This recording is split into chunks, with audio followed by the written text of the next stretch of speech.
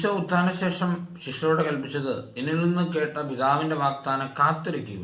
ഇതൊരു കൽപ്പനയാണ്. അതായത് വേണമെങ്കിൽ ചെയ്തോ എന്നുള്ളതല്ല. ഇത് നിർബന്ധമായിട്ടും ക്രിസ്തുവിനെ അറിഞ്ഞ ഒരാൾ പരിശുദ്ധാത്മാവിന് വേണ്ടി കാത്തിരിക്കേണ്ടതുണ്ട്. എന്താണ് കാത്തിരിപ്പ്? കാത്തിരിപ്പ് എന്ന് പറഞ്ഞാൽ അതായത് നമ്മൾ ഒരാൾക്ക് വേണ്ടി കാത്തിരിക്കുകയാണ്. നമ്മൾ ഒത്തിരി പ്രിയപ്പെട്ട ഒരാൾക്ക് വേണ്ടി കാത്തിരിക്കുമ്പോൾ മറ്റൊന്നും നമ്മുടെ ചിന്തയിലില്ല, നമ്മുടെ തലയിലില്ല.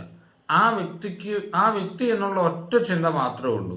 അതുപോലെ പരിശുദ്ധാത്മാവിന് വേണ്ടി ദാഹിച്ച് കാത്തിരിക്കണം. അത്ര ദാഹത്തോടെ പ്രാർത്ഥിക്കണം. അപ്പോഴാണ് പരിശുദ്ധാത്മാവ് നമ്മൾ നിറയുന്നത്. ആ വലിയ കൃപ നമുക്ക് എല്ലാവർക്കും ഉണ്ടാവട്ടെ. ആത്മാവിന് വേണ്ടി വലിയ ദാഹം ഉണ്ടാവട്ടെ. ആത്മാവ് മാത്രം മതി ദൈവമേ എന്നുള്ള ആ ഒരു ദാഹം ഉണ്ടാവട്ടെ. തീർച്ചയായിട്ടും പരിശുദ്ധാത്മാവ് നമ്മൾ നിറയും. നമ്മുടെ കർത്താവ് ഈശോ മിശിഹായുടെ കൃപയും പിതാവായ ദൈവത്തിന്റെ സ്നേഹവും പരിശുദ്ധാത്മാവിന്റെ സഹവാസവും നമ്മെല്ലാവരുടെയും കൂടെ ഉണ്ടായിരിക്കട്ടെ, ഇപ്പോഴും എപ്പോഴും എന്നേക്കും.